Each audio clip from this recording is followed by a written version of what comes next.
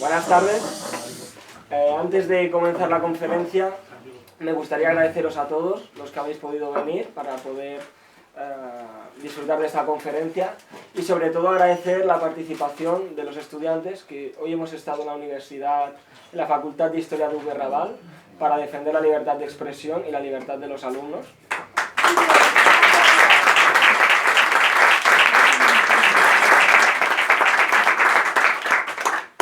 Durante la conferencia, Santi dará unos papeles para que vayáis formulando vuestras preguntas y al final me los dará y podremos leerlas.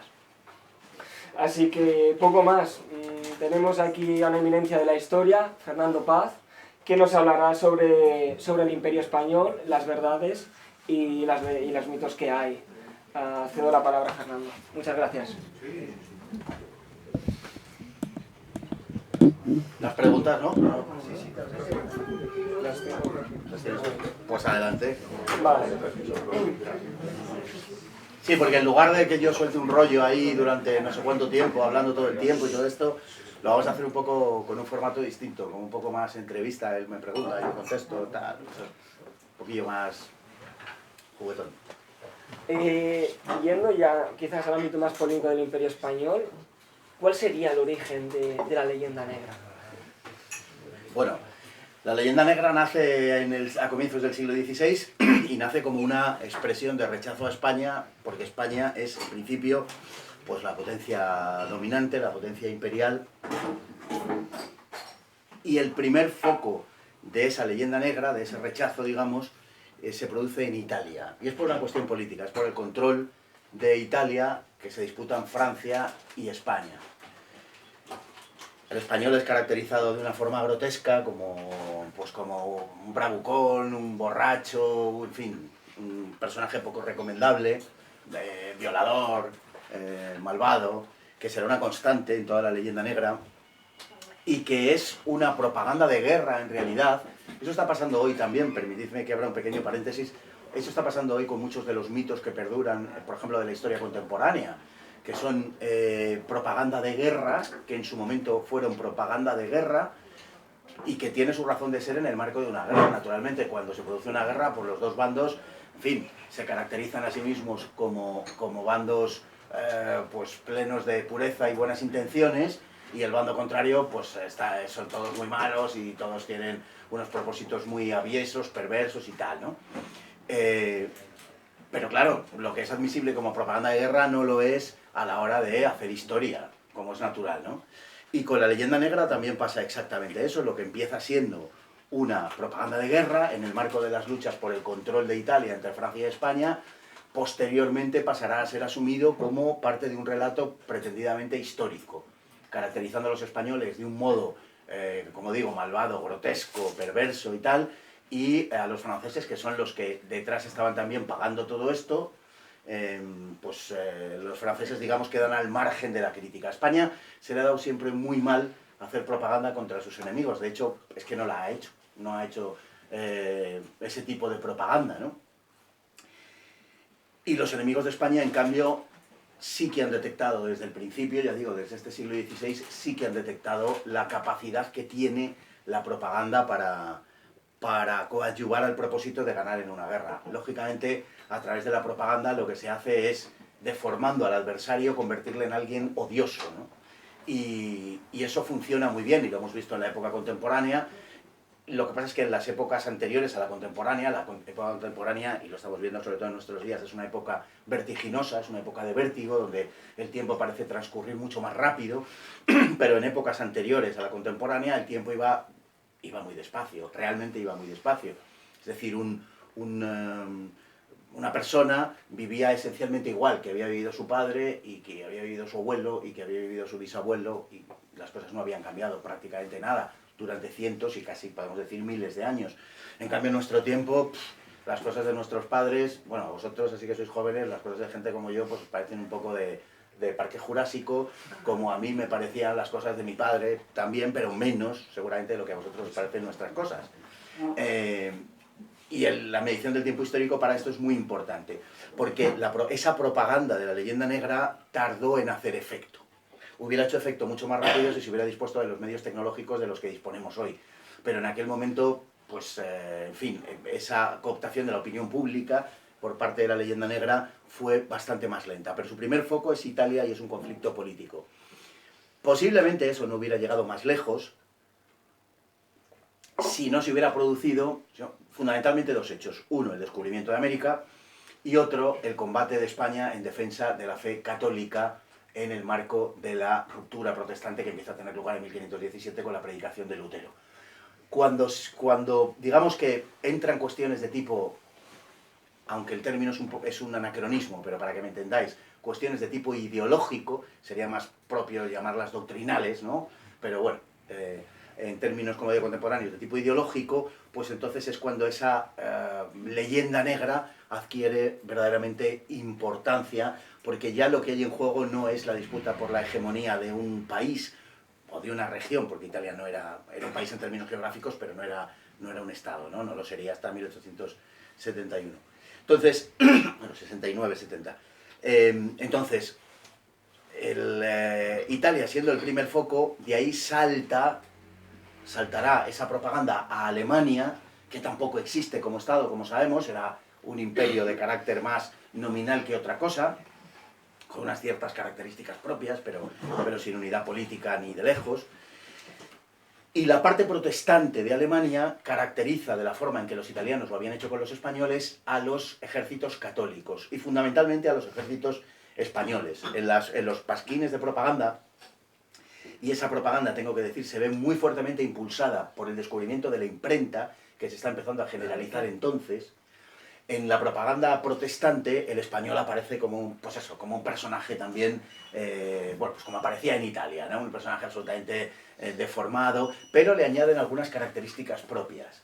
El español es bajito, moreno, por supuesto borrachuzo hasta más no poder, y aquí se da una cuestión, aquí encontramos un primer vector que luego otra propaganda negra contrarrestará o opondrá o dibujará de una manera completamente distinta a los españoles, ahora lo diremos, y es que el español es un semita, el español es judío. Lutero era un furibundo y confeso antisemita, que llegó a proponer literalmente matar a los judíos,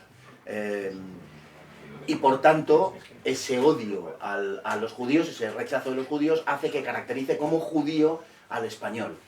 En aquella época, fijaos a lo que nos dicen hoy. Nos dicen que los reyes católicos, por el decreto del 31 de marzo de 1492, expulsaron a los judíos de la península ibérica, de los reinos de la península ibérica. No es verdad. No expulsaron a los judíos. Expulsaron a los judíos que no se convertían. Era una cuestión religiosa, no una cuestión de raza. Era una cuestión, de hecho, la corte de los reyes católicos estaba lleno de judíos conversos. Y el primer presidente de la Inquisición, el primer inquisidor general, Fray Tomás de Torquemada, era nieto de un judío que era de religión judía, vaya. Quiero decir con esto que no había en el ánimo de los reyes católicos ninguna limpieza étnica, como a veces se nos propone, ¿no? Bueno, pues los protestantes alemanes, los luteranos, que es como comienza el protestantismo, los luteranos acusan a los españoles de ser judíos. Y digo bien porque, bueno, me refería al tema de los reyes católicos, porque es que España es el último país de Europa que expulsa a los judíos. El último de los grandes países de Europa que expulsan a los judíos. En Inglaterra había sido Eduardo I el que los había... Eduardo I es, si habéis visto Braveheart, la película de Mel Gibson y tal, Eduardo I es el rey de Inglaterra, el que hace rey de Inglaterra malo, malísimo, que tira a su hijo por la ventana. No, al amante de su hijo por la ventana, no a su hijo le heredó, murió de una forma terrible, su hijo. Pero Eduardo I es el que expulsa a los judíos en Inglaterra.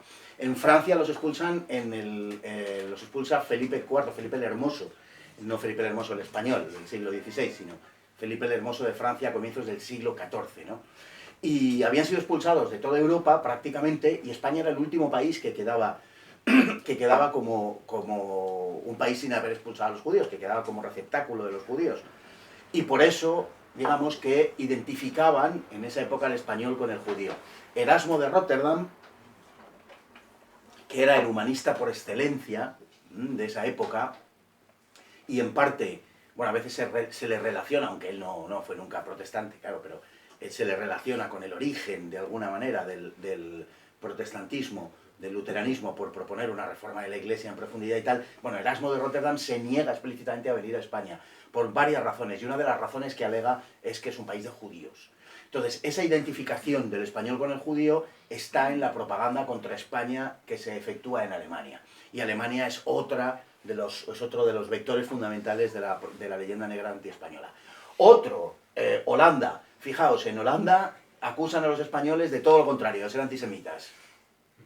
Dice que es que los españoles son un pueblo cruel, que la monarquía española es terriblemente cruel y que, bueno, España expulsaba a los judíos y eso es intolerable y tal. Claro, en Holanda hay un montón de judíos que a través sobre todo de Portugal han marchado allí y han hecho fortuna, porque es quizá el primer país que desarrolla ese capitalismo comercial ligado a la burguesía, etcétera, a una floreciente burguesía, y los judíos adquieren mucha importancia, sobre todo en la financiación de ese capitalismo comercial. Bueno, lógicamente, por haber tenido que abandonar España por no convertirse a la fe católica, son otro de los pilares de esa leyenda negra contra España desde Holanda. Es decir, que los alemanes nos acusan de ser judíos y los holandeses de ser antijudíos. En la propaganda de guerra vale todo, absolutamente todo. Y esto, recordemos, había nacido en Italia. Hay otra leyenda negra posterior que es la inglesa, la leyenda negra inglesa, fundamentalmente, que la emplean de una forma absolutamente descarada como arma de guerra contra Felipe II, al que acusan, bueno, pues a la par que, y además de la mano de algunos propagandistas, precisamente holandeses, de ser el demonio del mediodía, como le llamaban, ¿no? El demonio del sur. Felipe II encarna todos los vicios, todas las taras, todos los disparates, locuras, maldades del ser humano. Era una especie de Franco avant la letra, ¿no?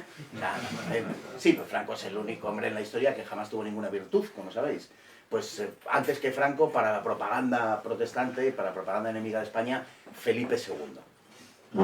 Y luego hay una leyenda negra, que es la peor de todas, que no nace ni en Italia, ni en Alemania, ni en Holanda, ni en Inglaterra, que es la nuestra, la que fabricamos los españoles.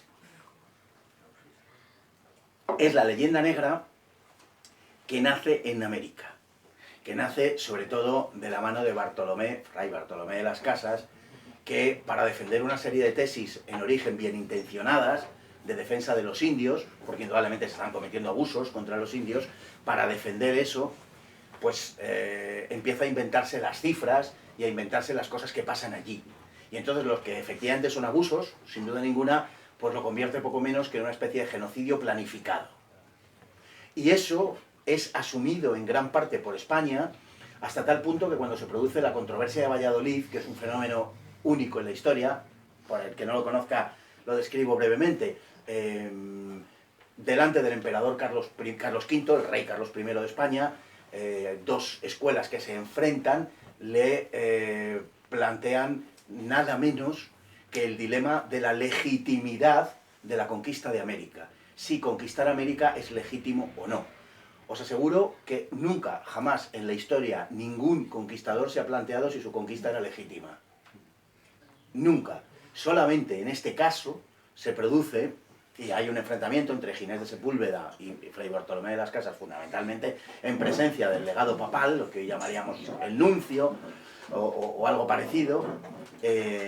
Hay un enfrentamiento entre ellos que más o menos, digamos, queda en tablas, pero que sirve para potenciar también esa idea de la leyenda negra. Y entonces hay una parte de, también, no en aquel momento, sino posteriormente una parte de españoles, fundamentalmente a partir del siglo XVIII, cuando lleguen los Borbón a España, que asumirán como real la leyenda negra. Hombre, si los propios españoles dicen de sí mismos esto, y naturalmente eso es aprovechado en aquel momento, sobre todo por los ingleses, para, haciéndose eco de las denuncias de Fray Bartolomé de las Casas, zumbarle a España todo lo habido y por haber, ¿no?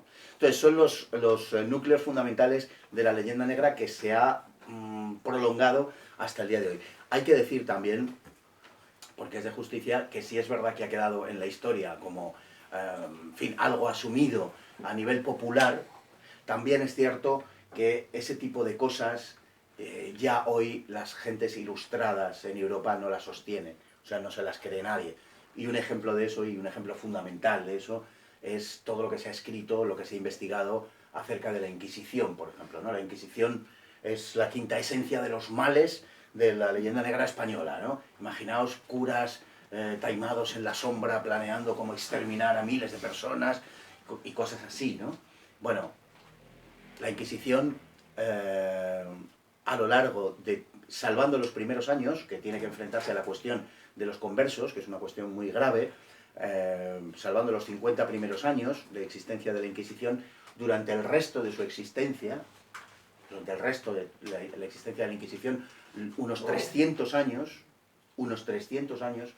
la Inquisición ejecuta una media, bueno, no ejecuta porque ejecutaba el brazo secular, pero en fin, la Inquisición entrega el brazo secular para que éste ejecute una media de unas 3 personas al año, 3, 1, 2 y 3, 3 personas al año en casi todo el territorio de la monarquía hispánica donde la Inquisición estaba implantada.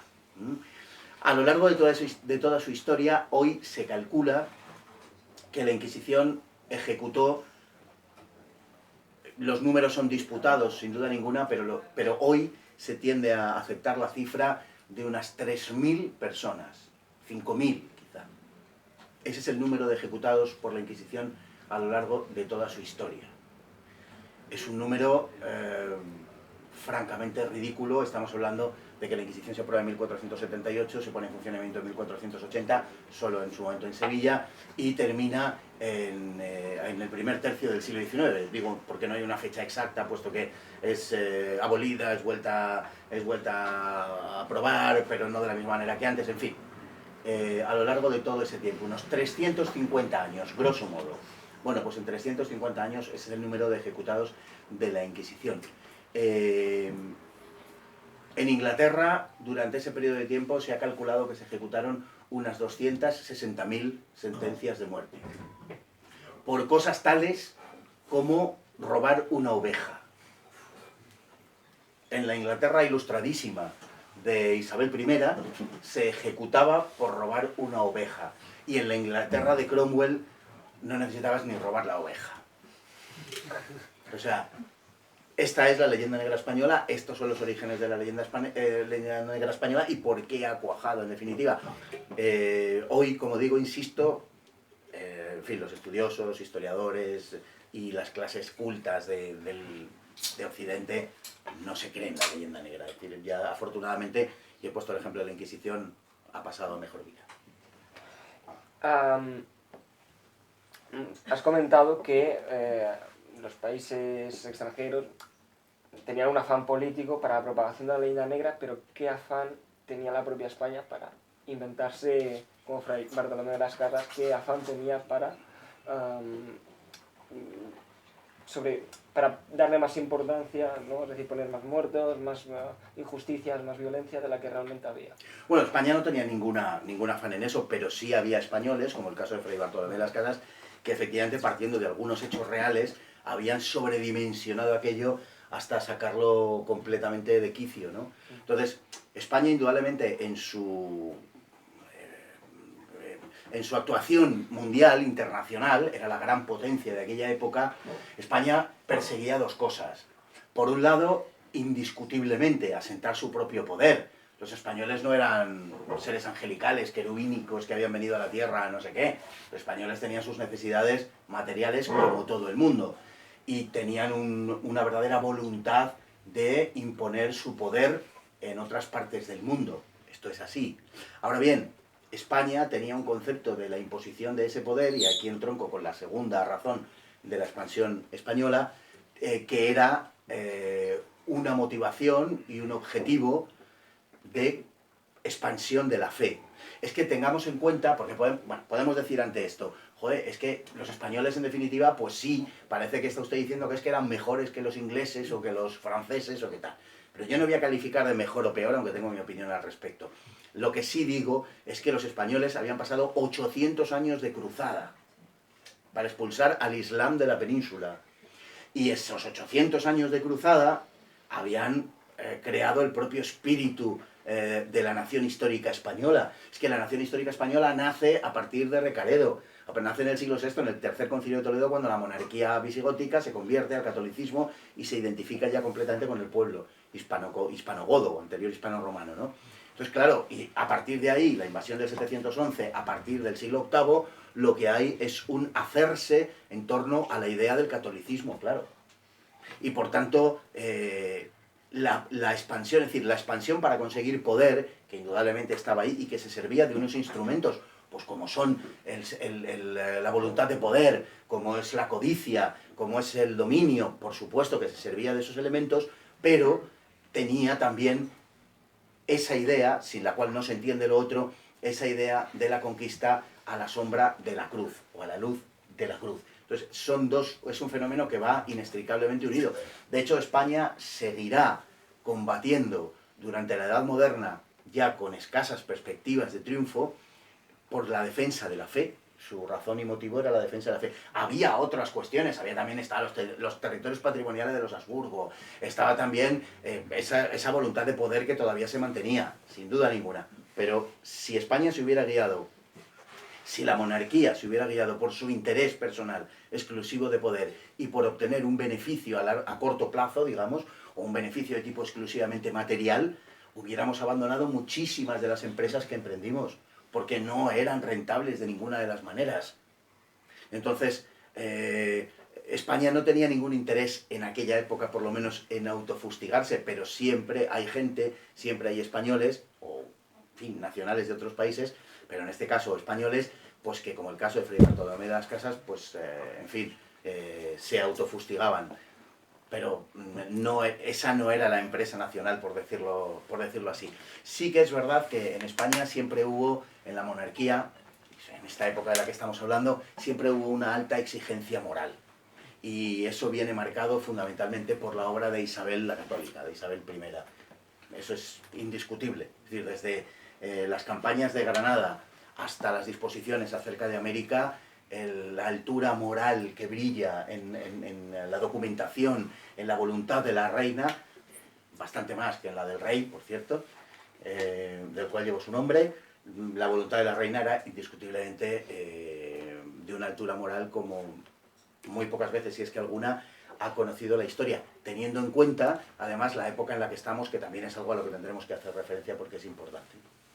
Bien, remontamos. Cuando has mencionado la Reconquista, cuando escuchamos sobre la caída de Granada, no podemos evitar pensar en el descubrimiento de América, que realmente hay una cronología muy cercana, son muy cercanas. ¿Hasta qué punto existe una casualidad en ambos sucesos? Bueno, hay un año mágico en España, igual que hay un año maldito, digamos, que sería 1640, pero hay un año mágico en España que es 1492, donde ocurren 4 sucesos de una trascendencia enorme, ¿no? El 2 de enero, la conquista de Granada, que pone fin a la Reconquista, por muy tontos que se pongan en decir que aquello no existió, ¿no? Y pone fin a la Reconquista con un pleno conocimiento de lo que se estaba haciendo. O sea, sobre eso no hay dudas. Después tenemos el 31 de marzo el decreto de expulsión de los judíos, así llamado, que es un decreto de llamada a la conversión de los judíos y a que tengan que abandonar el país quienes no se conviertan. Porque lo que se busca no es expulsar a los judíos ni expulsar a nadie por razones perversas ni nada parecido. Lo que se busca es generar una especie de embrión de lo que será el Estado moderno, es decir, homogeneizar la sociedad. Y la identidad de la sociedad, la seña de identidad de la sociedad era el catolicismo. Entonces, es que no se podía ser parte del reino sin ser católico, esa era la idea, lógicamente, y eso lo veía un hombre de la época, una persona de la época, lo veía como algo absolutamente natural. O sea, no le extrañó absolutamente a nadie. El tercer hecho es la publicación, que no echemos en saco roto porque es muy importante, de la primera gramática castellana por Nebrija, nada menos, también en 1492. Y el cuarto, pues evidentemente, la llegada de Colón el 12 de octubre de 1492 a América. La importancia es enorme, entre otras cosas porque si no se hubiera llegado a América, la expansión natural sobre todo el reino de Castilla, la de Aragón era hacia el Mediterráneo, pero la de Castilla era hacia el norte de África.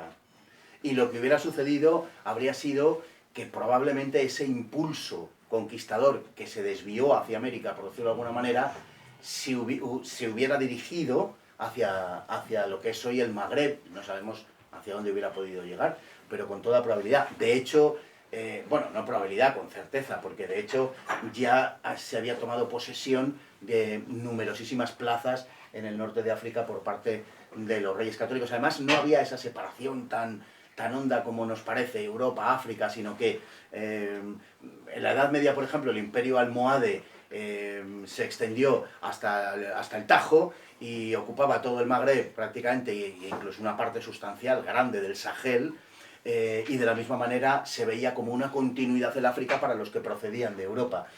Y España obviamente lo era y estaba luchando por seguir siendo Europa, perteneciendo a esa cultura europea, ¿no?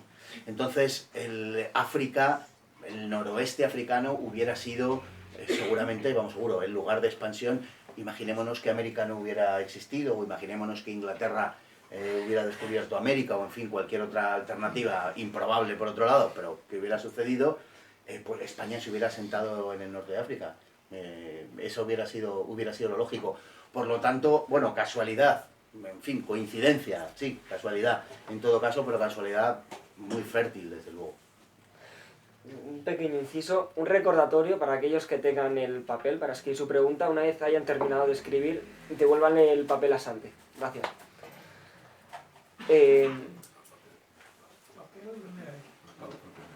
Sí, Santi repartirá los papeles para hacer una pregunta, le pedís y una vez la hayáis escrito se lo devolvéis.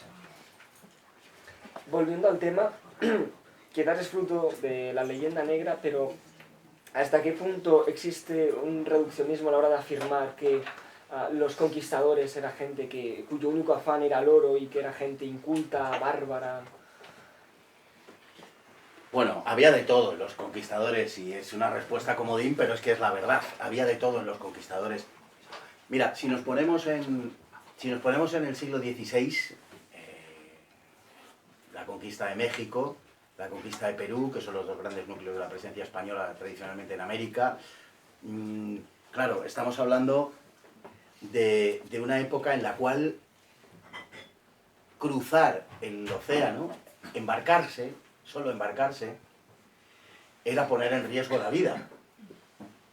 O sea, hoy nos pasa cualquier cosita y nos vamos a la seguridad social y allí, o a la privada o lo que sea, y allí nos atienden. Bueno, si es la seguridad social tardan más, pero bueno, nos atienden y tal, y resulta que luego es una tontería, entre comillas, nos hemos dislocado un tobillo, no sé qué, tal. Bueno, aquellas gentes se levantaban cada día mirando al cielo, por si llovía o no llovía, porque de que lloviera o no lloviera dependía su vida y la de su familia.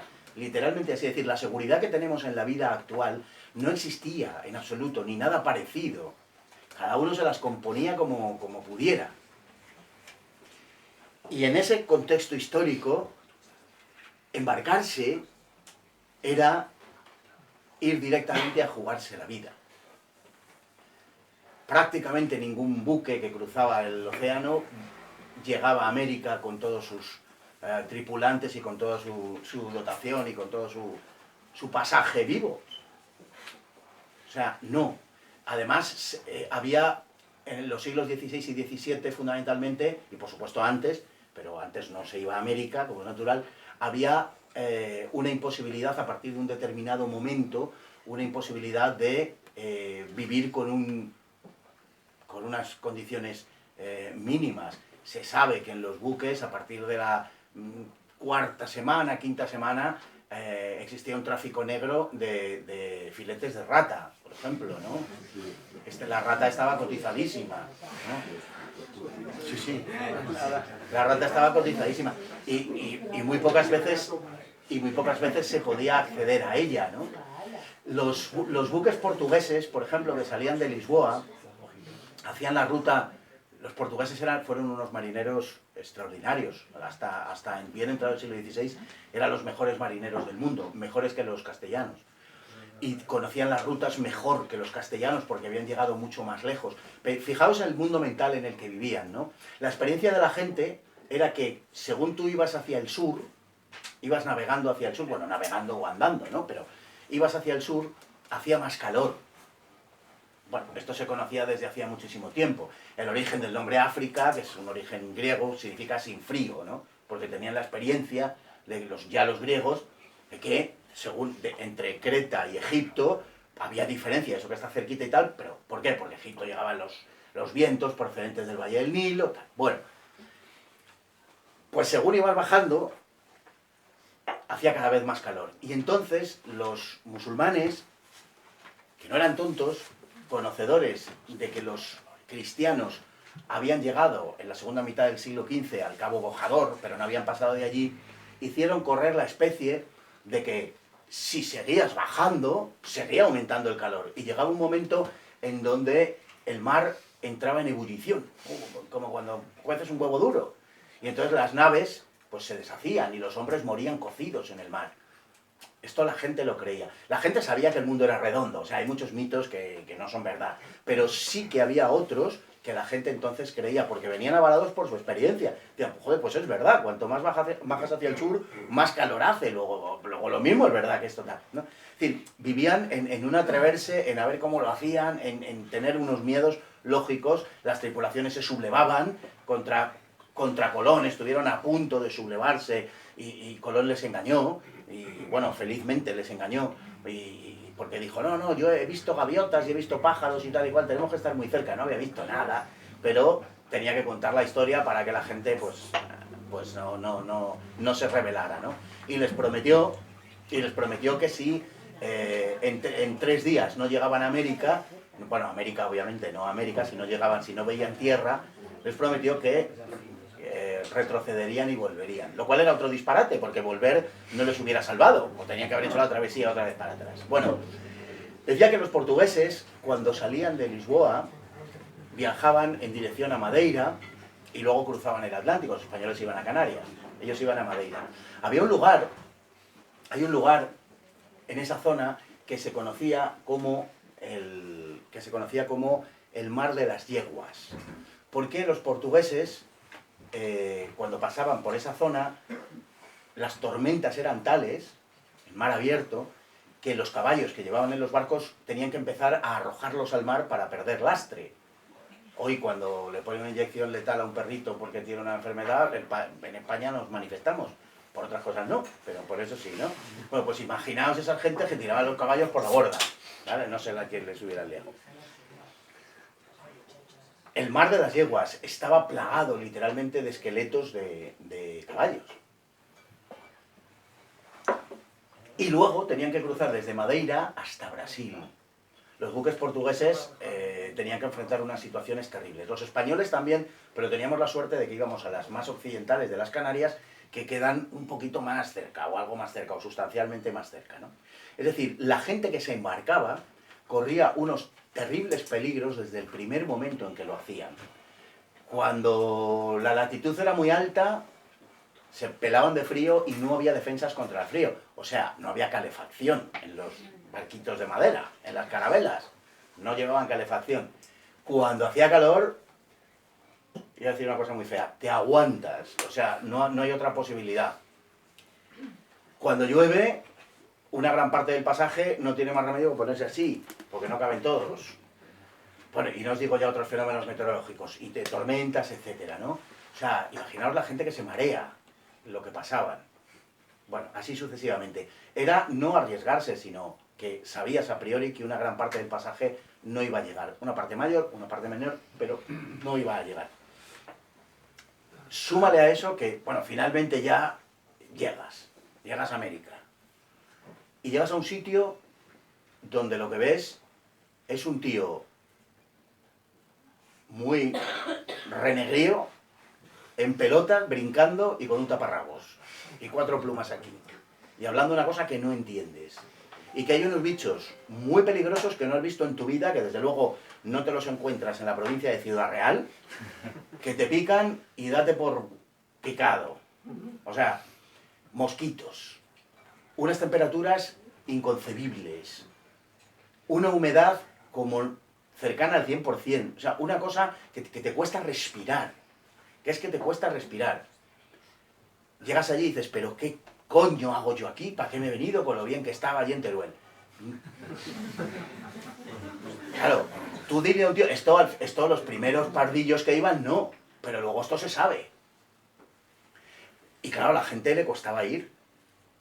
A la gente le costaba ir. Además, la monarquía había determinado que la gente que fuese a América no, en fin, fuese gente escogida, por lo menos que no fuesen delincuentes, que no fuese gente de mal vivir, gente con mala reputación. Entre los sacerdotes elegían curas particularmente dotados para ello, etc. O sea, la cosa no era tan sencilla. Comparar la selección que se hacía por parte de la corona española con, por ejemplo, la colonización británica de Australia, donde mandaron a los presidiarios. Dijeron, en Inglaterra las cárceles están petadas. ¿Qué hacemos? Australia. Australia es un país creado, generado, nacido de la población presidiaria. Eran presidiarios los australianos originarios. Imaginaos las que liaron allí. Bueno, pues los españoles fueron a América de esa manera y naturalmente, ¿cómo convences tú a alguien o por qué alguien se apunta a un viaje de esas características? Joder, para cultivar la tierra no, porque para eso, pues eso, me quedo en mi pueblo. No, se quedan porque hay una promesa de que hay oro, de que van a poder ser ricos, van a poder enviar a su familia allí, van a poder vivir en buenas condiciones. Además, los primeros contactos de España en América, España no existía cuando llegamos a América. Ahora nos dicen que España no existía, pero la primera isla a la que llegamos la llamamos la Española. Pero España no existía. Y el asentamiento en América, el primer virreinato se llamó Nueva España. Pero España no existía, hasta la Constitución de 1812. Bueno, pues cuando los españoles, que así se llamaban y se denominaban a sí mismos, llegaron a América, se encontraron con que, por ejemplo, en la Española, ellos, aquí se conocía la caña de azúcar, porque nos había llegado de los árabes, y llevamos la caña de azúcar a América. Y la sorpresa fue que cuando empezamos a cultivarla en la isla de la Española, joder, aquello daba 2 cosechas en vez de una. Y además las cañas eran mucho más dulces. La caña, ¿no? Por eso inventaron el ron y tal. Y además, claro, entonces para los españoles aquello era una promesa de enriquecimiento. Claro que eso fue el motor de las personas normales y corrientes. Pero es que no estamos hablando de eso, exceptuando de los religiosos, que los religiosos fueron para convertir a aquellos tipos en taparrabos. Que hay que creer mucho en Dios, hay que creer mucho en Dios y en su Hijo Jesucristo para jugarte la vida a fin de salvar el alma de un tipo que maldito lo que te importa. El tío triscando ahí en el altiplano boliviano, con su gorrito y su flauta, pues te da lo mismo, tío.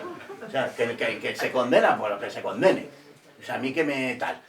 Pero es que a los sacerdotes españoles del siglo XVI sí les importaba el alma de los indios. Y esa es la razón. Entonces, los conquistadores, pues los hubo de un perfil mucho más generoso y mucho menos.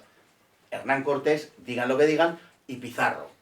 Entonces, evidentemente no. Hay alguno que, en fin, del que hoy se piensa que estaba enchiflado, como Aguirre, por ejemplo, ¿no? El Vasco Aguirre. Hubo muchos, López de Aguirre, hubo muchos que se comportaron de una manera atroz y hubo otros que se comportaron de una manera generosa, pues como en todas partes y en todos sitios. Ahora, el objetivo era el objetivo de conquistar, por supuesto, evangelizar y civilizar, que se veía como una misma cosa. Por eso hicimos catedrales, por eso hicimos universidades, por eso hicimos ciudades, y no fuimos allí a sacar el oro y a sacar no sé qué. Si hubiéramos ido a eso, no hubiéramos hecho las ciudades que hicimos. El que hace una ciudad es para quedarse. No haces una ciudad pensando, bueno, les quito a estos el oro, que además a ellos el oro no les importaba nada, pero eso es otra historia. Nosotros no solamente no les quitamos el oro, les descubrimos el oro, porque no sabían que tenían el oro. Bueno, pero esta es otra historia. Y lo que hicimos allí, pues fue esa gigantesca obra civilizatoria. En realidad, claro, la motivación de cada persona, pues la motivación de cada persona es distinta, pero sin duda ninguna, todos nosotros al actuar podemos tener, incluso en los casos en los que las motivaciones son más altruistas y más generosas, incluso siempre tenemos una motivación también personal, qué duda cabe.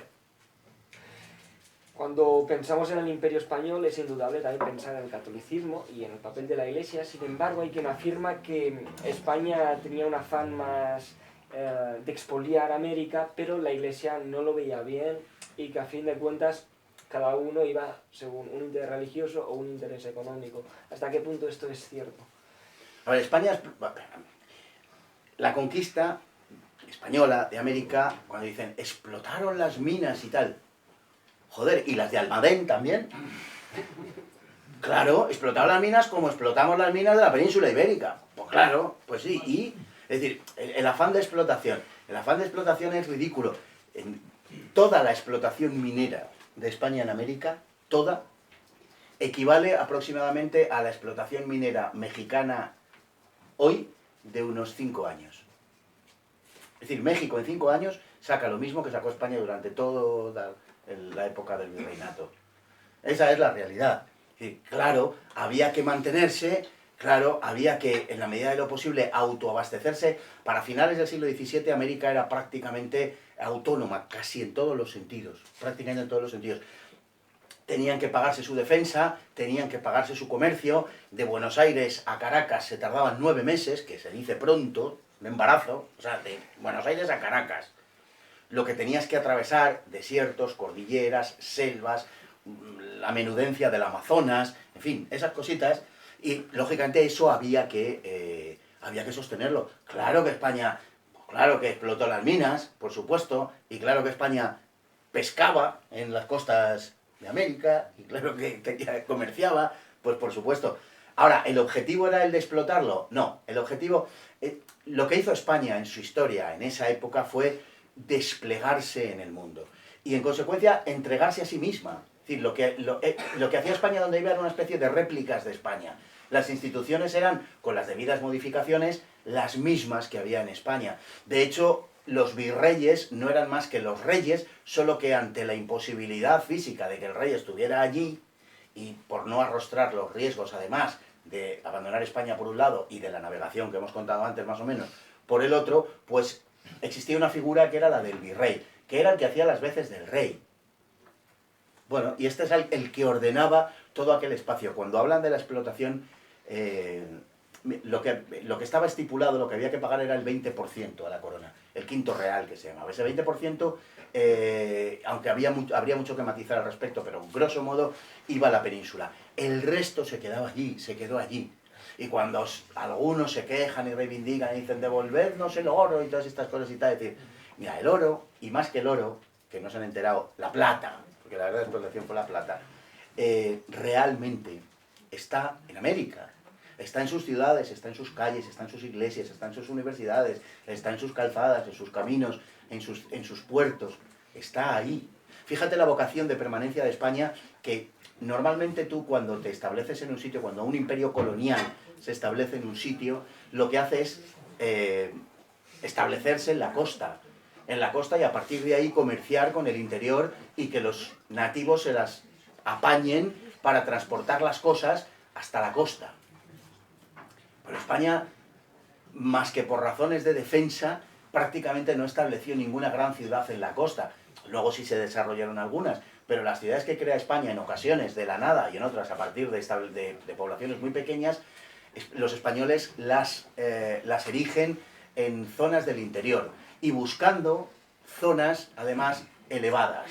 Porque la situación, por ejemplo, caso de Quito, caso de Santa Fe, Bogotá, incluso Caracas, que está en torno a los 1000 metros de altitud, mucho más bajo, pero lo suficientemente alto como para tener un cierto respiro, les permitía a los españoles vivir en unas condiciones, no digo que iguales que las de España, pero al menos no en las asfixiantes condiciones del trópico y del Ecuador sudamericanos, ¿no? O sea que la vocación era naturalmente la de quedarse, y la vocación era la de defender aquello. Y la de replicar España, en este caso en América. Eso es básicamente lo que se hizo. Claro, cuando España se entrega a sí mismo, como cuando una persona se entrega a sí misma, pues se entrega con sus vicios y sus virtudes, pues es natural. ¿Que algunas cosas no salieron bien? Claro que algunas cosas no salieron bien, por supuesto, pero que muchísimas cosas salieron bien, sin duda, hasta el punto de que en el siglo XVIII el Imperio Español, particularmente México, Nueva España, era objeto de la admiración de los viajeros del mundo, de todo el mundo que paraban allí. O sea, Nueva España era uno de los sitios seguramente que mejor se vivía en el mundo. Siempre pongo el ejemplo de Madrid. En Madrid, en la época de los Borbón, fundamentalmente en tiempos de Carlos III, causaba admiración la calle de Alcalá, porque la calle de Alcalá, que entonces nacía como hoy, la Puerta del Sol, y lo que pasa es que terminaba un poquito más allá de lo que es la Puerta de Alcalá, era una calle tan ancha que no existía ninguna igual en Europa. Y entonces venían de muchos lugares de Europa porque tenía fama de que cabían 8 carruajes de ancho. Y Londres no tenía ninguna calle así. París todavía casi peor, te diría, porque París hasta la reforma de Napoleón III no tiene grandes avenidas y tales cuando se crean, fundamentalmente además por razones de orden público, no por otras cosas. Pero bueno, porque claro, todas las revoluciones se hacían en los callejones y tal, y aquello era un infierno. Bueno, Madrid tenía la calle de Alcalá, y la calle de Alcalá, como digo, causaba enorme admiración. Pues tanto Lima como Ciudad de México tenían calles más grandes, más anchas y más calles que la calle de Alcalá. Y los viajeros que iban allí a ver aquello se admiraban. Y bueno, nos ha quedado la obra de Humboldt, por ejemplo, nada menos, ¿no? Todavía bajo el Imperio Español, y lo que habla del desarrollo científico, del desarrollo urbanístico, del desarrollo de la vida civilizada de México. El México de entonces era uno de los países más desarrollados del mundo. Esa es la realidad, ¿no? Entonces, había otras zonas que no, sin duda. Pero por eso digo que España se dio con sus virtudes y sus defectos, con sus cosas buenas y sus cosas como un ser humano o como cualquier obra en el mundo. Lo que nunca hizo España fue ir allí a explotarles y a salir corriendo con las riquezas y dejarles en cueros con sus taparrabos y sus plumas. No, eso es justamente lo que no hicimos.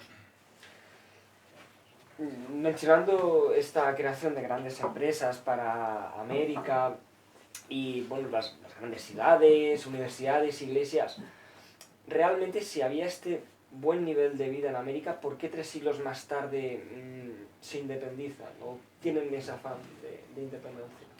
Bueno, lo primero es que la independencia es un invento de una determinada clase, de la clase criolla, pero además no de toda la clase criolla, sino de una parte de la clase criolla, fundamentalmente de la clase terrateniente. Eso es lo primero. La idea independentista, por llamarlo de alguna manera, no fue una idea nunca extendida en la población hispanoamericana. No lo fue. De hecho, bueno, y aún menos entre las clases sociales más bajas, entre los indígenas, entre las razas de color, digamos. Las últimas tropas que luchan en América, las tropas realistas, están compuestas de indios, de zambos, de negros, y los ejércitos independentistas, por el contrario, son ejércitos blancos, son ejércitos de criollos. ¿Por qué se produjo esto? Bueno, en el siglo XVIII se produce lo que se conoce como la Segunda Conquista de América. La Segunda Conquista de América básicamente consiste en que empieza a haber flujos de población más estimables numéricamente que los que se habían producido en los siglos anteriores desde la península, procedentes de zonas distintas a las que habían protagonizado la emigración hasta entonces. Estos proceden sobre todo del norte, de Asturias, de Galicia, de Cantabria, y se establecen en América, digamos que con un propósito, pues a lo mejor un poco más, no diré predatorio, pero más material, que es, en su condición de peninsulares, consideran que les corresponde a ellos la dirección de América. Claro, los criollos, que llevaban ya muchas generaciones allí, mantuvieron siempre una tensión enorme frente a los peninsulares. Y la verdad es que los peninsulares fueron en general favorecidos, aunque los criollos, que eran pocos, también hay que decirlo, aunque los criollos no podemos decir en el siglo XVIII que estuvieran marginados ni nada parecido. Bueno, con motivo de ese segundo descubrimiento de América, de esa segunda llegada masiva a América en el siglo XVIII, que obedece a otras pautas, la de los Borbón, que llegan a España con la guerra de sucesión con Felipe V, a partir de ahí las relaciones entre América y España cambian. América no había sido nunca una colonia para España, no había sido vista como una colonia, sino como parte de la propia España, y se administraba y gobernaba con esos virreinatos como otras zonas de la monarquía. Pero a partir del siglo XVIII sí empieza a producirse un cambio por mor de las reformas administrativas de los Borbón, y se empieza a tratar a América no como una colonia exactamente, pero como algo parecido, Sin embargo, Sin embargo, la razón fundamental seguramente está en una cuestión. América, para la segunda mitad del siglo XVIII, ya podemos decir casi que es autosuficiente. Y hay unas relaciones entre las distintas partes de América que hace que dejen de necesitar de una manera tan perentoria a otras zonas, sobre todo a la península. Bueno, no podemos dejar de citar los beneficios que obtenían del comercio algunas clases sociales ligadas al comercio, a las que interesaba que España cesase en su monopolio con América. En el Tratado de Utrecht se establece la concesión del asiento de negros, es decir, de la esclavitud, del transporte de esclavos, a través del Atlántico a los británicos, a empresas británicas, y también lo que se llamaba el navío de permiso, es decir, la posibilidad, que por supuesto ellos aprovecharon durante un par de décadas, de comerciar con América y de enviar un buque, bueno, pues que podía comerciar con América a su entera satisfacción. Bueno, todo esto generó una situación de un contacto con los ingleses que tenían interés, siempre quisieron heredar el imperio español, lo intentaron muchas veces, la última es bastante conocida en los últimos años, es el asalto de Vernon a Cartagena de Indias, defendida por Blas de Lezo. Intentaron quedarse siempre con América y no lo consiguieron. Pero de esos contactos se siguió una cierta convicción en una pequeña parte de la élite hispanoamericana de que les interesaba abrirse sobre todo al comercio, pero contra lo que se dice, América no fue muy contaminada, por decirlo así, de ideas extranjeras, que siempre se dice, y no parece que sea así, desde luego no más que España. Además, con Carlos III se produce una liberalización del comercio. Y esto yo creo que fue, la cuestión del comercio yo creo que fue la cuestión fundamental. Llegó un momento en que América lo que demandaba de España, lo que demandaba de la península, era que se comportase como una colonia, o sea, que le tratase como una colonia. Obtener productos manufacturados de la península y a cambio pues, los productos americanos y las materias primas, etcétera, de América. Pero España ya en esos tiempos, aunque era un país estimable en el concierto mundial, no era ya la gran potencia, la primera potencia del mundo, y España no estaba en condiciones de cumplir el papel que, por ejemplo, sí podría cumplir Gran Bretaña.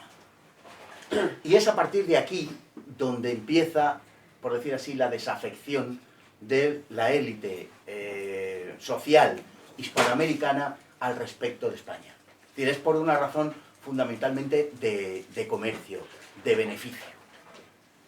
Sin embargo, la realidad es que América vivía en su conjunto, como hemos comentado antes, en un nivel muy alto. Mira, el platero mexicano, el platero que trabajaba en Sierra Madre, cobraba, el salario suyo era equivalente al salario de los mineros más ricos de Europa, que eran los mineros silesianos de Silesia en Alemania.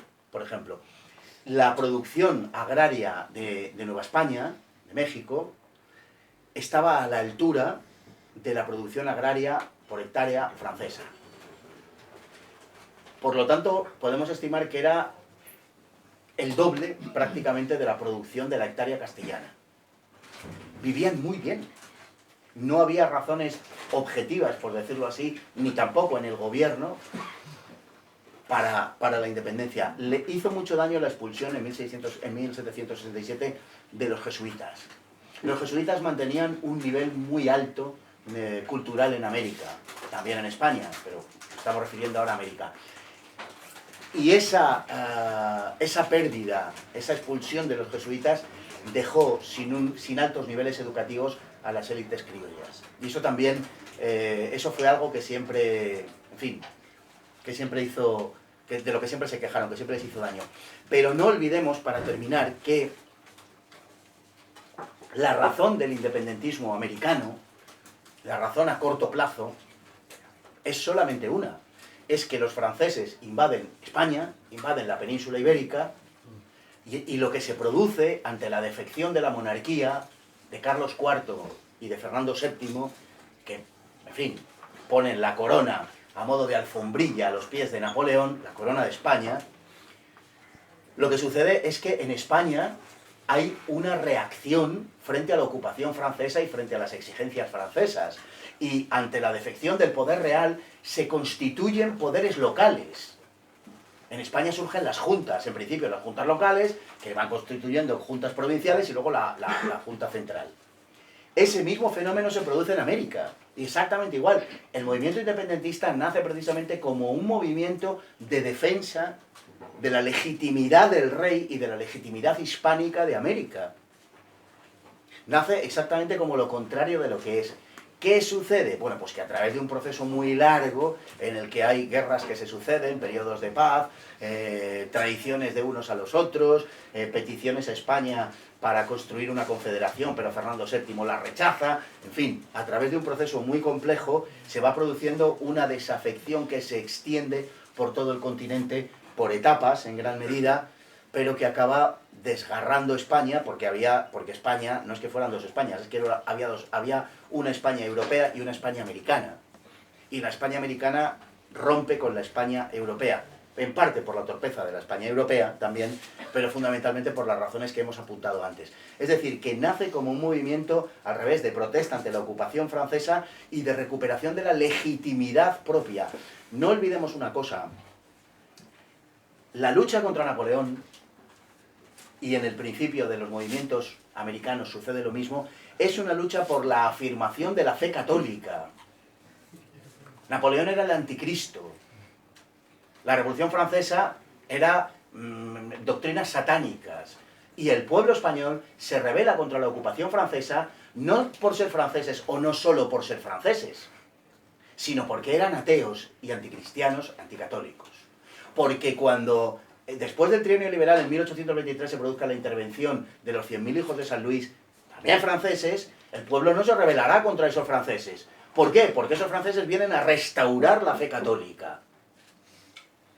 Esa es la realidad. Y en América sucedió algo, salvando las distancias, pero algo parecido. Es un movimiento de reivindicación de la propia identidad. Ante esa ausencia del poder real en España, en las dos Españas, lo que se produce es un movimiento juntero, podríamos decir, un movimiento en el que la población local constituye sus propios órganos de representación y gobierno, sustituyendo a esa corona que ya no está, que ya no existe.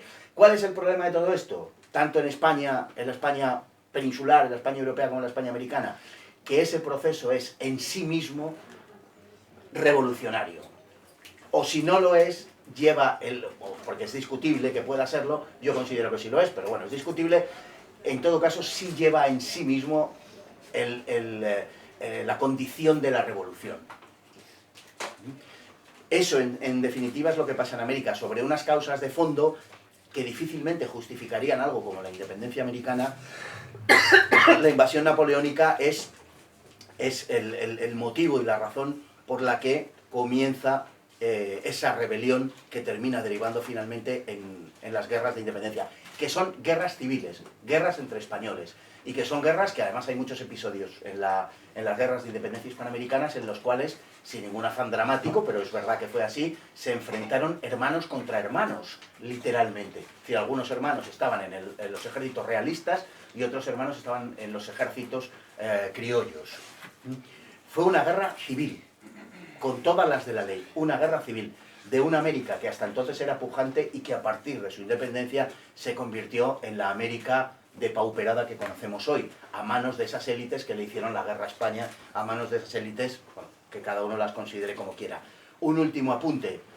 Nueva España, México, en las vísperas de la independencia, exportaba algo así como 80 veces más que Estados Unidos.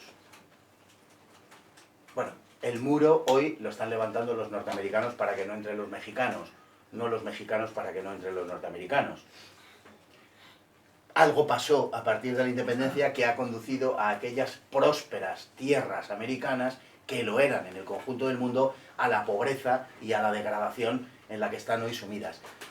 De ahí todo el constructo histórico que han montado las élites americanas en nuestro tiempo para pedirle cuentas a España y para culpar a España.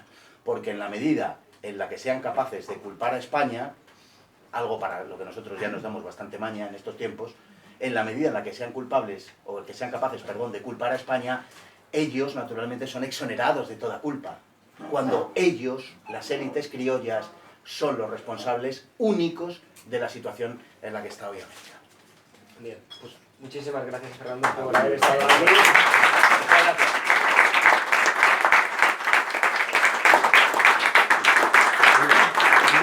Dejar la puerta abierta, hace calor. Claro, que deje la puerta. Y si bien no da tiempo a todas, más tarde después del acto podéis charlar con Fernando y preguntarle lo que creáis oportuno. Así que... Vale, como han habido muchas preguntas, las he mezclado aleatoriamente y pues en función del tiempo que tenga, es decir 15 minutos, pues responderé al máximo de preguntas posibles. Al menos tú para que no parezca que hay trampa.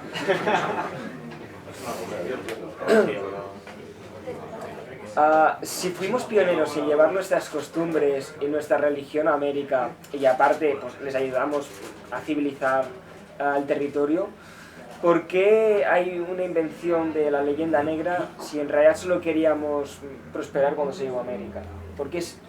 ¿Cuál es realmente la creación original? Lo que hemos contado al principio, es decir, la necesidad de poner fuera de combate al que era el gran imperio entonces. Claro, es que pensemos en lo que era España, realmente. España, en fin, la corona, porque rebasaba el ámbito de la propia España. Claro que teníamos, como quien dice, toda América, nuestra presencia en el Atlántico era absolutamente hegemónica. Frente a lo que quiere la leyenda, teníamos una armada mucho más fuerte que la francesa y que la inglesa, dominábamos Europa. Había que, claro, formar parte de esa propaganda a través de la cual se trataba de frenar a España, en definitiva. Lo cuenta muy bien en Imperiofobia María Elvira Rocabarea, ¿no? O sea, está ahí, yo creo que es una tesis fundamentalmente, aunque con matices, pero fundamentalmente aceptable, ¿no? Me parece que es así. La cuestión, como he dicho un poco al principio, es que se trata de propaganda de guerra, comprensible en su momento, en su ámbito y en su condición, en su naturaleza de propaganda de guerra, pero el problema es cuando la propaganda de guerra es asumida por los historiadores de forma acrítica. Y entonces no entienden, el otro día contaba yo esto, perdonadme, al hilo del bombardeo de Guernica, ¿no? Pues el bombardeo de Guernica y todo el mito que se ha generado en torno al bombardeo de Guernica es comprensible, porque estamos en una guerra civil y tienes que exagerar y multiplicar por 25 los muertos. Digo, sí, lo entiendo. El problema es que los historiadores en el 2025, no los propagandistas en 1937, sino los historiadores en 2025 se lleven las manos a la cabeza porque yo diga cosas como esta, algunos historiadores, quiere decir, ¿no? Y, bueno, pues con esto pasa lo mismo, es que es propaganda de guerra. Esta es la cuestión, es propaganda de guerra. Y el problema es que durante mucho tiempo ha formado parte de la historia, digamos, esa visión de las cosas. ¿Qué más países pensaban que España era judía y por qué? Bueno, como digo, algunos pensaban que los españoles eran judíos y otros pensaban que eran antisemitas y tal. No se trata de que sean más países, porque realmente ese arma lo empleó básicamente el luteranismo alemán. Pero se trataba de emplear las armas que pudieran, decir, todo lo que hiciera daño al enemigo. Es decir, pues como... Bueno, ahora ya no, porque ahora ya no se puede decir nada, pero es como cuando en los campos de fútbol, pues un jugador, en fin, del que se rumorean determinadas aficiones, pues se le llama Mari no sé qué, y un jugador que tiene la piel un poco más oscura se llama negro, y el otro no sé qué. ¿Qué pasa? ¿Que todos son homófobos, racistas, sexistas, no sé qué? No, que se utiliza simplemente para hacer daño al adversario, y nada más. Porque el que está llamando negro a un jugador del equipo contrario, en el suyo probablemente tiene 5, pero a los suyos no les llama negros. Y entonces, bueno, pues esto es exactamente lo mismo, no se trata de otra cosa.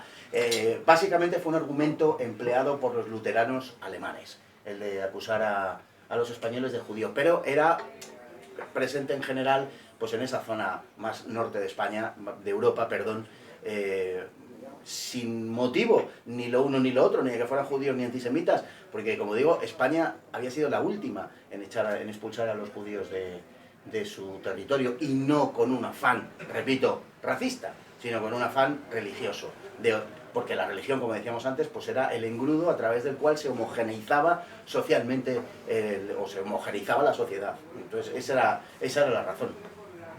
¿Cuál fue el papel del krausismo en la leyenda negra? Bueno, el krausismo como sabemos, es un movimiento raro, digamos, extraño, minoritario en Europa, de origen alemán, que en España tuvo un raro eco. El filósofo Krause, que era un filósofo de segunda condición, y sin embargo que en España pues fue adoptado jubilosa y entusiásticamente por una parte de nuestras élites, sobre todo las más progresistas. Generó, a ese respecto, sobre todo esa idea de que a través de la europeización España se iba a salvar. La idea que condensó Ortega en aquella desafortunadísima frase de que España es el problema y Europa la solución, ¿no? Bueno, pues es un eco del krausismo, en definitiva, y por tanto aquello representaba asumir las imputaciones que desde Europa se nos hacía en nuestra condición más específicamente española.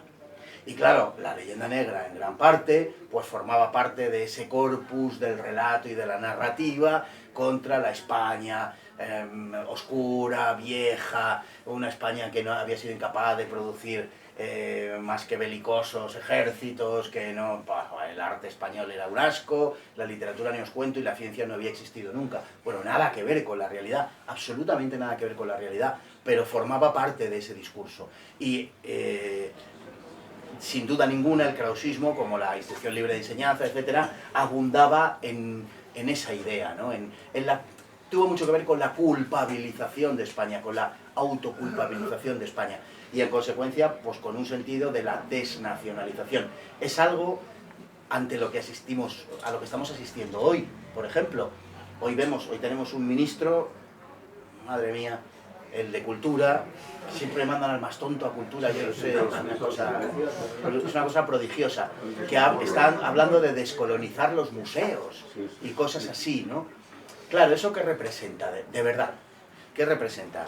Hay que decirlo con toda claridad, representa odio a España. Es que odian España, son la anti-España, no les gusta España. Un país, como una persona, una sociedad, es su historia. O sea, a veces se dice, es que un país es también su historia. No, ¿cómo que también su historia? Un país es solo su historia, porque el futuro no está. El presente es nada, es inaprensible. Entonces, solo somos historia, no somos otras cosas y además historia. No, solo somos historia, en tanto en cuanto colectividad como nación, incluso como personas. Por lo tanto, cuando alguien ataca su propia historia en la manera en la que se hace desde el progresismo cultural y sobre todo gente como el señor Urtasun, cuando se hacen ese tipo de cosas, lo que se está revelando es un odio profundo a España. Y nada más, o sea, sí, hay que decirlo con claridad, son la anti-España. Porque España es, como hemos dicho al principio, un proyecto en la historia, un proyecto determinado. Y un proyecto de una determinada naturaleza. No cualquier cosa que haya en España, no cualquier cosa que se levante, cualquier comunidad política que se levante en España, que se levante sobre la península ibérica, es España. No. Hay muchos proyectos políticos que hubo sobre la península ibérica que no son España. Tartesos o Al-Ándalus, ¿no? Son los más visibles. No son España. Entonces, España tiene un contenido sustantivo propio. Y eso es lo que odian. Ellos lo que quieren hacer es otra cosa. Quieren hacer otra comunidad política distinta y diferente en el lugar en el que antes estuvo España. Pero lo que están haciendo ellos no es España. No tiene nada que ver con España. Y hablando de no tener nada que ver, no sé si lo que he contestado tiene que ver o no con el asunto, pero bueno. En referencia al esclavismo, si se abolió el tema de la esclavitud, ¿cómo puede ser que a día de hoy nos encontremos con tantos afrodescendientes en América? Bueno, no se abolió la esclavitud. Vamos a ver, la esclavitud, que es un asunto que a mí me interesa especialmente, pero prometo ser breve, o hacer el esfuerzo por lo menos. La esclavitud es una institución que existe desde el alba de los tiempos, por lo menos desde que el ser humano se dedica a tareas agrícolas, porque antes de eso no tenía sentido la esclavitud. Y la esclavitud es un paso adelante en la historia de la humanidad. Ahora coge esto La Sexta, me lo corta y me dice que es que yo estoy a favor de la esclavitud, que hacer estas cosas. A mí me la han hecho concretamente. Bueno, Es un paso adelante en la historia. ¿Por qué? Pues porque antes los prisioneros de guerra, por ejemplo, o la conquista de un territorio se saldaba con la ejecución de los prisioneros de guerra o de los habitantes del territorio. Al menos en muy buena medida. Pero la posibilidad de reducirles al estado de esclavos lo que hacía es que volvía tremendamente beneficioso o beneficioso una situación que de otra manera costaría mucho más manejar. En algunos sitios la esclavitud, como en el Islam, la han elevado a la categoría de arte, por ejemplo, ¿no? Ha existido en todas las culturas de ese tipo, ¿no? Todavía hoy hay esclavos. Hay lugares de África, del África interior, en el Sudán del Sur, del Chad, en muchos sitios donde hay mercados de esclavos. Todavía hoy existe. Bueno, lo que sucede al respecto de esto es que la esclavitud se aceptaba de una manera natural. Era el modo natural en el que estaba estructurada la humanidad. Tenía que haber esclavos de modo natural. El propio Aristóteles lo dice, y el discurso aristotélico era el discurso sobre el que se justificaba la esclavitud. Nadie discutía la esclavitud. Era lógico y natural. Hombre, en general, cada uno de los pueblos que lo practicaba tendía a no hacer esclavos de sus propias poblaciones, sino hacer esclavos de otros. Y, por ejemplo, los cristianos ampliaron ese concepto y prohibían que hubiera esclavos cristianos. Es verdad que no siempre se cumplía, pero en general se tendía a cumplir. Bueno, esclavizar a otros pueblos era algo lógico, normal y natural. Es verdad que luego, pero es post facto, digamos, se construyeron discursos para justificar eso. Por ejemplo, podemos coger esclavos porque así los cristianizamos. Oh, qué buenos somos. ¿Vale? Ahí hubo mucho de cinismo, indudablemente. O podemos coger esclavos en determinadas circunstancias. Que es verdad que esto se cumplía en muchos casos. Por ejemplo, capturar esclavos que hubieran sido esclavos previamente. Con lo cual, lo que hacías era comprar esclavos en realidad. Cuando los europeos, en principio fundamentalmente los portugueses, pero luego se fueron añadiendo el resto de países, compraban esclavos en la costa occidental de África, en principio alegaban que lo que compraban, porque ellos eran cristianos, lo que compraban no eran personas libres para hacerlas esclavos, sino que compraban esclavos, gentes que estaban esclavizadas ya en África por otros pueblos africanos. La mitad de las veces, con toda probabilidad, era mentira. Ellos iban a lo suyo, eran comerciantes, tal, y les daba igual. Pero el hecho de que tuvieran que alegarlo les daba, digamos, o refleja la existencia de un pulso moral, ¿no? Por lo menos tenían que disimular. Porque, como decía La Rochefoucauld, muchos años después, decía, la hipocresía es el tributo que el vicio rinde a la virtud. Es decir, el que es hipócrita está reconociendo que lo deseable es la virtud, lo que pasa es que él no puede, pero... Pues esto es un poco lo que pasaba en ese momento. Los esclavos que se compraban, con independencia de cualquier otra consideración, o que se conseguían, no eran en general, y además casi nunca, no se adquirían como el cine, como Hollywood nos ha enseñado.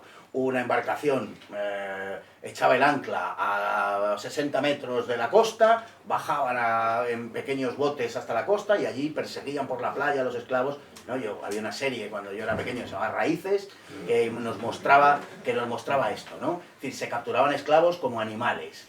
No era así. Se compraban en factorías a reyezuelos, vamos a llamar reyezuelos africanos, que eran quienes los capturaban. Es decir, aquí la responsabilidad, por decirlo de alguna manera, es de todos. Esto era así. Pero no pensemos siempre en la esclavitud como la esclavitud de los blancos hacia los negros. Que eso es una imagen cinematográfica y que forma parte del tráfico de esclavos que probablemente alcanzó la cifra de 12 millones de seres humanos a lo largo de 3 siglos. Son muchos. Menos, por cierto, que el tráfico de esclavos negros de los árabes, que pudo estar en 16, 18 millones, o sea, bastante más que el de los blancos, pero aquí no es cuestión de y tú más, no se trata de eso, se trata de ilustrar de este modo que era algo aceptado por todo el mundo y que a las otras poblaciones era lícito y legítimo hacerlas esclavas. Lo que hace Isabel I, lo que hace Isabel la Católica es prohibir que esos seres humanos que lo son, pero que había que determinar si lo eran o no, en principio, cuidado, Y la reina Isabel dice, sí, sí, son seres humanos, no tengáis morro, porque algunos decían, no, esto no, para ver si podían... No, decía, son seres humanos. Bueno, pues a esos seres humanos no se les puede reducir a la esclavitud. Y fíjate que esa cuestión tan bien intencionada fue una de las razones por las que hubo esclavitud negra en el América Española. Porque nuestro amigo Fray Bartolomé de las Casas, también intencionado él, también, como dice el refrán español, de buenas intenciones está el infierno empedrado, pues Fray Bartolomé de las Casas, para que los pobres indios, que eran muy débiles, no trabajasen, decía, eso sí, traigamos negros que como están acostumbrados, pues y no les pasa nada a los negros y tal. Esto lo sostenía. Claro, que Fray Bartolomé de las Casas, por cierto, ya que lo he citado, también sostenía una idea tan curiosa como esta, para que veamos la solidez de sus argumentos.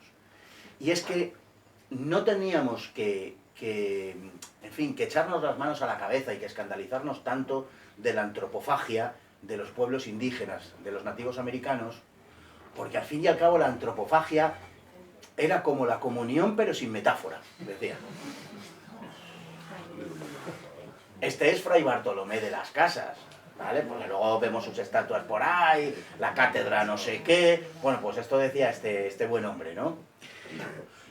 Y la razón de la esclavitud africana asienta sus raíces en eso. Naturalmente, con toda la narrativa previa aristotélica y con la idea que había extendida de que los negros eran de forma natural inferiores a los blancos y que era dudoso que fueran plenamente humanos. Por eso se dudó muchas veces si se había que evangelizarlos, si no había que evangelizarlos, etc. Bueno, al respecto de esto diremos que después de la Primera Guerra Mundial se hicieron una serie de encuestas en Estados Unidos acerca de con las tropas blancas y negras que se habían movilizado para venir a Europa, y aquellas encuestas mostraron, en teoría, de forma indudable, que los negros eran más tontos que los blancos.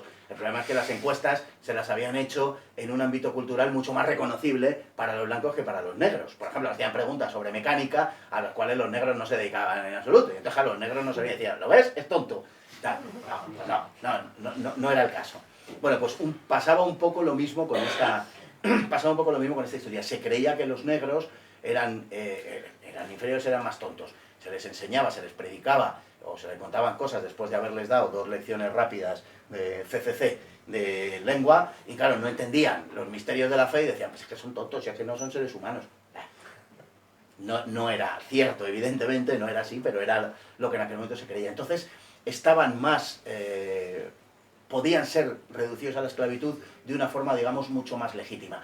Nadie cuestionaba la esclavitud, pero en el mundo.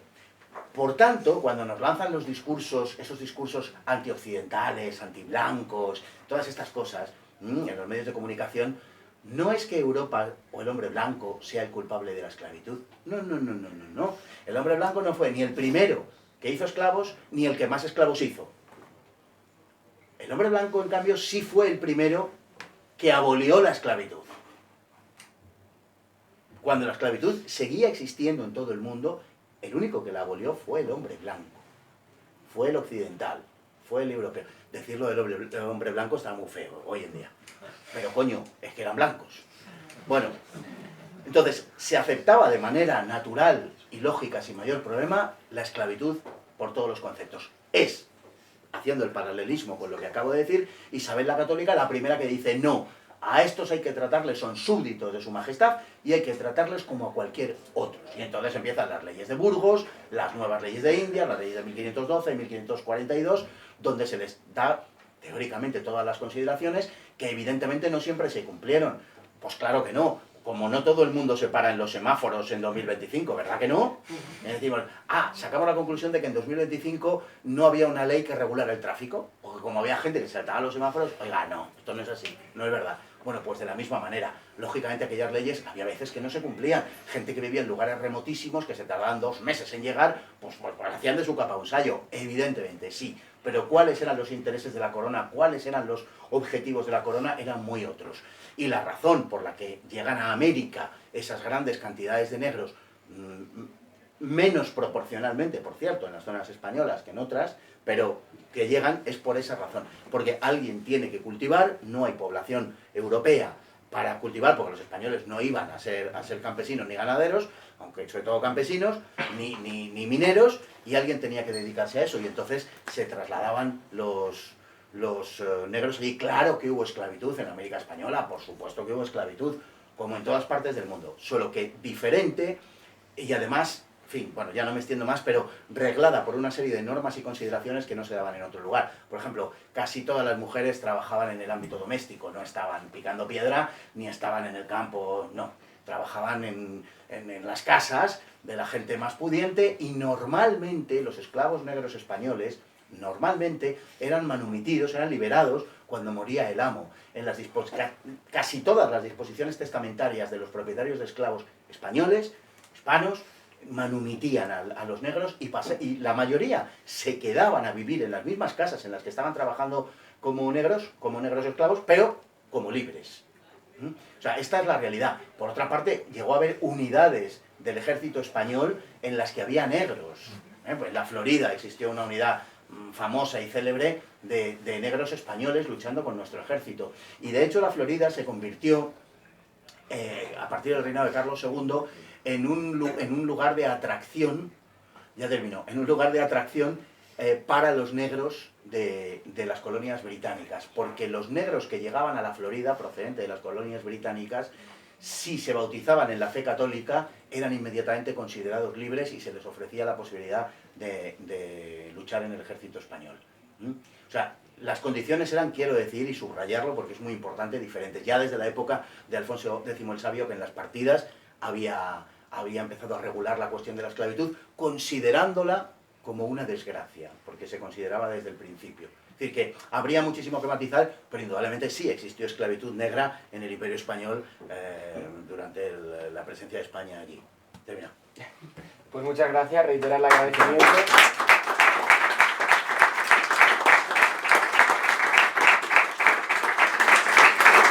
Y antes de terminar, pues me gustaría dar pie a una pequeña intervención de mi compañero. Bueno, seré breve, que sé que muchos queréis ir a tomar el aire.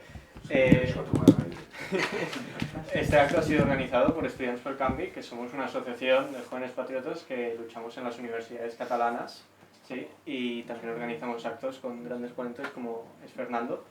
A día de hoy estamos construyendo una página web, ¿sí? Donde se podrán hacer donaciones o inscribiros a cuotas para ser socios, con unas cuotas que serán inferiores seguramente a 5 euros mensuales. Así que os invito a todos a hablar con Santi cuando esté hecha la página y que os podáis suscribir. Ya está. Echarles una mano.